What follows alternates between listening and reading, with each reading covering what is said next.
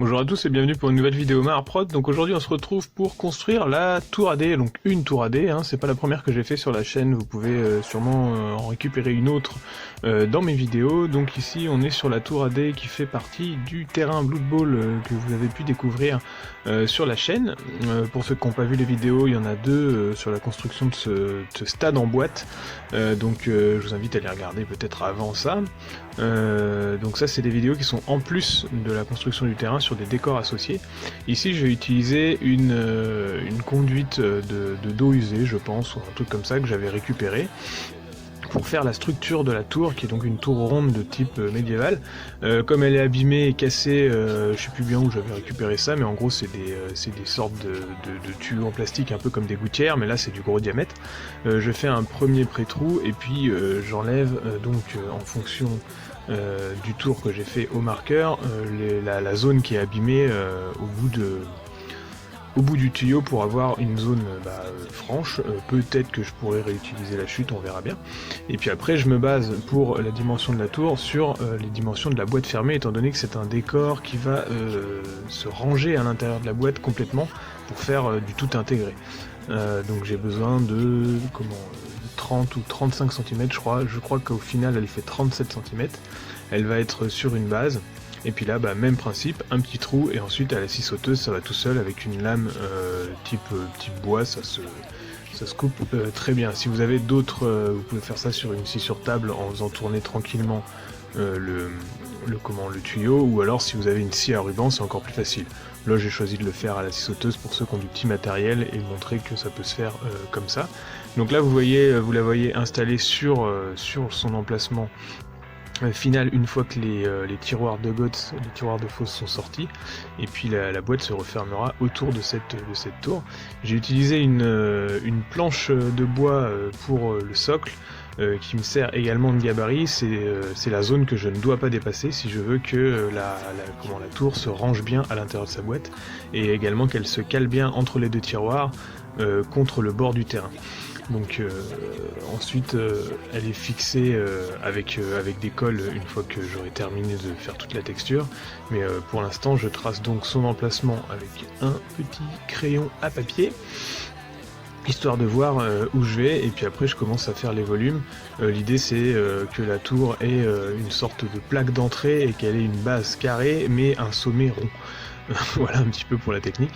Donc là ce que je fais c'est, j'avais fait une plaque à part qui va recevoir ensuite deux portes en plastique. La plaque c'est du bois qui a été texturé au cutter, et l'idée c'est que comme je ne dois pas dépasser de la base carrée, je l'intègre directement dans la tour, donc je dois faire une découpe pour que la planche de bois rentre à l'intérieur de la tour sur environ 1 cm, qui est l'épaisseur de la planche de contreplaqué que j'ai utilisé pour faire le décor des portes. Donc je trace la zone, et puis après pareil je vais découper avec la scie sauteuse pour pouvoir intégrer cette planche. En plus ça va me servir de surface de contact un peu plus importante pour pouvoir coller la tour à la planche. Et bien sûr de l'autre côté il y aura un trou là où vont passer les dés. Donc là les éléments ont été découpés, les deux portes de chaque côté. Ici on peut donc intégrer le mur du côté qui est découpé, et là maintenant je m'occupe des cercles de renvoi, c'est-à-dire je me suis fait un gabarit en carton que j'ai installé à l'intérieur du tube, et puis ensuite je retrace tous les mêmes niveaux. Donc c'est en fait les sortes de paliers qui sont à l'intérieur de la tour et qui servent à renvoyer les dés l'un sur l'autre. Il va y en avoir 3 plus un quatrième pour la fin le bas de la tour. Donc c'est tracé sur du PVC expansé très fin, qui va être ensuite collé à l'intérieur de la tour avec des mastiques.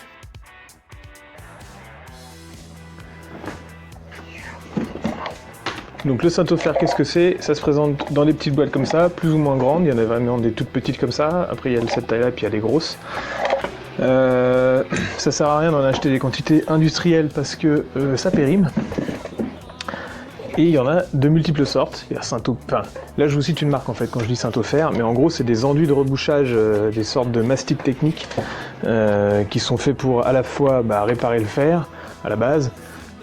C'est tout ce qui se met sur les carrosseries pour poncer et tout, du plastique, mais aussi maintenant de la pierre, enfin plein de trucs et tout. Donc du coup, libre à vous de prendre celui que vous préférez. Moi j'ai... voilà. Tac.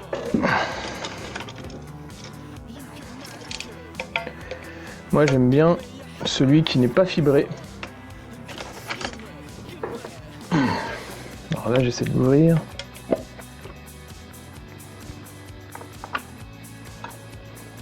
Et ça se présente comme une sorte de pâte dégueulasse comme ça, avec de l'huile à l'intérieur.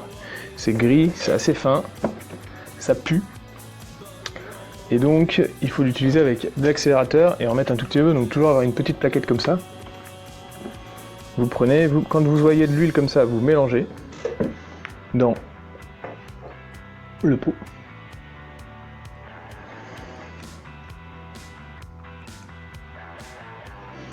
Et vous prenez que la partie qui est bien mélangée. J'aime bien utiliser un couteau de peintre comme ça parce que j'ai l'habitude de cet outil-là pour le mastic.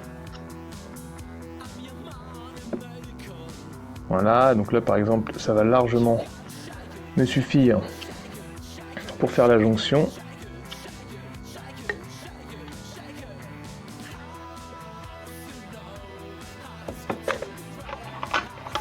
On referme le temps de...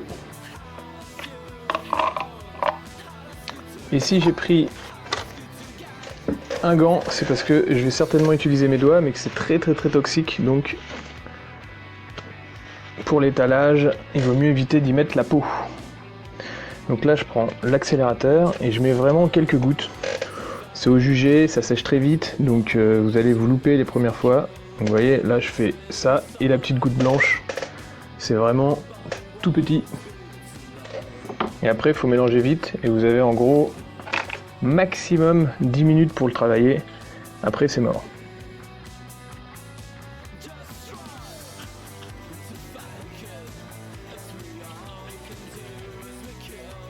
Alors voilà, j'accélère un petit peu la pose du mastic, hein, parce que ça sert à rien que vous voyez mélanger. En même temps que je mets mon gant bleu, n'oubliez pas le petit pouce bleu pour m'aider au référencement de cette vidéo. Merci à tous de me suivre. Et puis donc là, comme c'est plus facile de travailler à l'intérieur d'un espace fermé avec la main, j'installe le mastic sur les bords des renvois avec le doigt. C'est beaucoup plus facile pour avoir déjà un toucher et puis savoir ce qu'on fait, quoi. Par contre, mettez bien des gants parce que ça reste quand même une substance toxique qui n'est vraiment pas bonne pour la peau.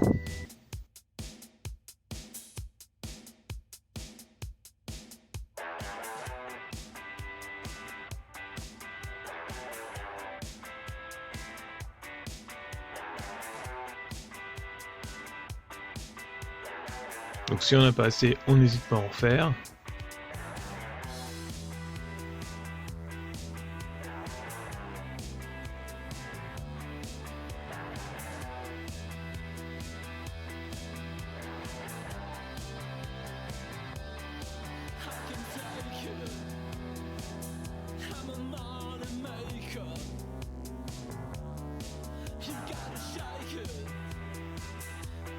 Et puis bien sûr, une fois que le Saint-Ofer a séché autour du gant, faut pas hésiter à changer de gant. Donc c'est du consommable. Donc là on a le premier niveau qui est installé. Je regarde juste comment vous êtes au niveau de la caméra, parce que sinon, si vous voyez pas, c'est pas marrant. Voilà, je vais mettre un peu comme ça. Donc voilà, le premier niveau il est calé. J'ai enduit par le dessus et par le dessus. Et puis là il n'y a plus qu'à sécher, sachant qu'en 10-15 minutes c'est largement assez sec, donc vous pouvez enchaîner les plateaux. Et donc là j'ai encore le deuxième niveau, enfin en fait si on part par là, celui-là c'est le quatrième niveau, troisième, deuxième et dernier, enfin premier. Et du coup en fait ici il va y avoir le premier niveau incliné où vous balancez les dés, et puis au-dessus je vais faire un système de trappe qui va s'ouvrir, donc c'est-à-dire que si vous n'avez pas besoin, si vous voulez pas vous servir de la tour à dés, vous pourrez vous servir de ce qui est au-dessus là, comme ça, en balançant les trucs, et en balançant les dés juste sur le dessous, et sinon vous ouvrez la trappe et à l'intérieur vous avez la tour à dés. parce que personnellement je sais comment ça marche, hein. Les tours AD c'est mignon, mais au bout d'un moment ça fait du bruit. Les joueurs de Blood Bowl, parce que ça c'est pour du Blood Bowl, ils aiment ça, mais ça peut saouler assez vite, donc en fait c'est pratique au début, mais après on s'en lasse un petit peu, donc c'est bien d'avoir les deux. Voilà. Et donc tout de suite après, les 2, 3 et premier niveau, donc je vous montre ça quand c'est fini. Et hop, alors voilà où j'en suis. Donc les 4 niveaux ont été placés. Là celui-là je l'ai mis un tout petit peu en retrait par rapport au rebord de là où je veux mettre le plancher et juste en dessous des créneaux. Et donc en gros on va ouvrir la trappe et dans ce sens-là et on va balancer les dés directement sur cette pente-là, tac, et puis après il faut faire tac. Et donc 1, 2, 3, 4. Et puis ensuite retour, donc il me reste encore à faire l'arrivée d'ici pour bien camoufler les côtés et que les dés puissent pas se bloquer. Et donc vu de dessous ça donne ça, si je me mets avec un peu plus de lumière, voilà comme ça. Donc c'est dégueulasse. Juste avant de poser le dernier plan incliné, je vais donner un coup de bombe de noir là-dedans pour être sûr que les finitions soient correctes, c'est-à-dire que quand on regarde à l'intérieur, on ne voit pas comment c'est. Pareil ici quand on va ouvrir la trappe. Et après, une fois que le cinto va être bien sec, sur juste le dernier palier, je vais donner un petit coup de ponçage pour bien finir le truc et que ça soit joli une fois qu'on aura retourné, levé la trappe, je vais y arriver. Et donc voilà. Tout de suite, on va faire ensemble l'arrivée de ça, comme ça vous aurez vu vraiment la totalité, et après libre à vous de l'habiller comme vous voulez. Alors pour le dernier renvoi du bas de la tour, là c'est le même principe que quand j'ai taillé les gabarits pour faire les renvois internes. Donc j'y vais en tâtonnant. Quand on est dans un volume rond comme ça, c'est assez difficile de calculer des courbes et puis des volumes comme je suis en train de le faire. Donc du coup, n'hésitez pas à y aller en tâtonnant, c'est-à-dire là j'ai utilisé des chutes de carton, j'y suis allé petit à petit en faisant la courbure qui m'intéressait pour recevoir les dés, et puis également des courbures sur les côtés pour éviter que les dés ne se coincent à n'importe quel endroit de la tour, ce qui normalement, le fait de faire un volume complètement rond en sortie de tour, je sais pas si vous voyez, mais il y a à la fois un plan incliné droit et à la fois des plans inclinés sur les côtés du renvoi, ce qui fait que normalement les dés ne peuvent pas se coincer à l'intérieur de la tour une fois qu'on les jette. Sauf si vous utilisez un trop gros dé, mais normalement je me suis basé sur les petits et les gros dés qui sont les plus couramment utilisés dans les jeux. Donc là le renvoi il est fait avec des chutes de carton que je pose tranquillement avec plein de scotch, puis ensuite je vais décoller ce gabarit. Mais là déjà on va se faire un petit test. Alors voilà, on va partir avec, on va dire 3D, noir, bleu, rouge. Voilà, parfait. On va en rajouter 2 de plus. Ok. Donc les 5 passent bien sans se coincer absolument sur aucune surface. Et si je balance tout l'ensemble, je sais même pas combien j'en ai. Voilà. Parfait. Bon, maintenant qu'on est sûr qu'aucun dé ne se coince à l'intérieur de la tour, c'est bien de tester en cours de réalisation. Là maintenant il suffit de finir le volume et puis de le décoller pour ensuite le mettre à plat. Alors quand on met à plat un volume courbe comme ça, il faut le découper parce que sinon vous allez ne pas réussir à le mettre à plat, c'est logique. Donc du coup je retrace les flancs de la tour parce que j'ai bien sûr collé le truc un peu à l'arrache et du coup il va falloir le reformer ce volume. Et puis ensuite je vais le mettre à plat comme pour les renvois sur une feuille de PVC expansé fine d'environ 1 mm, 1 mm 5, pour pouvoir le redécouper dans un matériau qui soit lisse et plus noble qu'un vieux bout de carton posé. Alors vous pouvez faire une tour AD en carton, il n'y a pas de mauvais matériaux dans la récupération.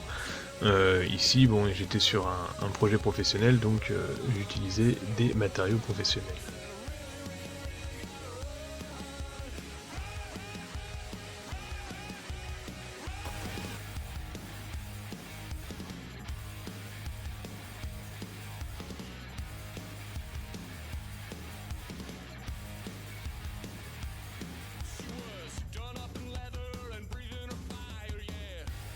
Donc là j'ai le volume décollé, ce que je fais c'est que je rabats les scotch afin de renforcer mon volume en fait.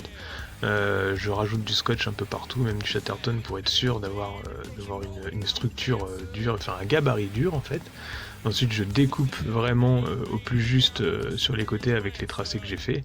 Et puis je suis obligé donc de faire des fentes sur les côtés pour que le volume puisse être mis à plat.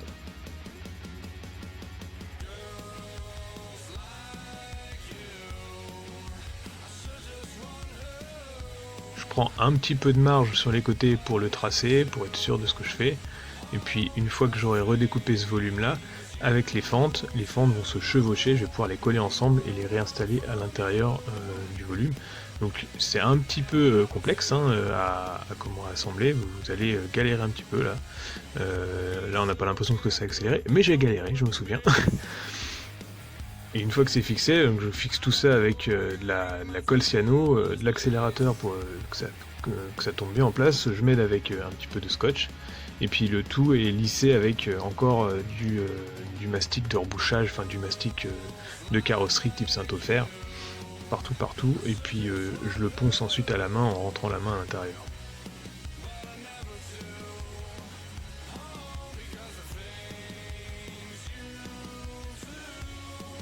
Donc là vous voyez que je blinde de colle, hein, faut pas hésiter.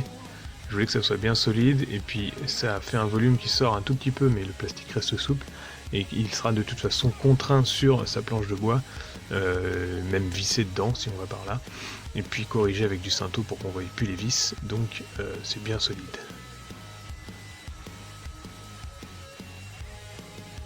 Donc en tout cas j'espère que cette première vidéo vous aura plu sur la construction de cette tour. Je voulais vraiment vous montrer vraiment la structure, j'ai filmé 2-3 petites vidéos en dehors du terrain, et donc la seconde vidéo sur ce projet, ça sera la peinture de la tour, que je vais vous monter rapidement pour pouvoir vous montrer ça.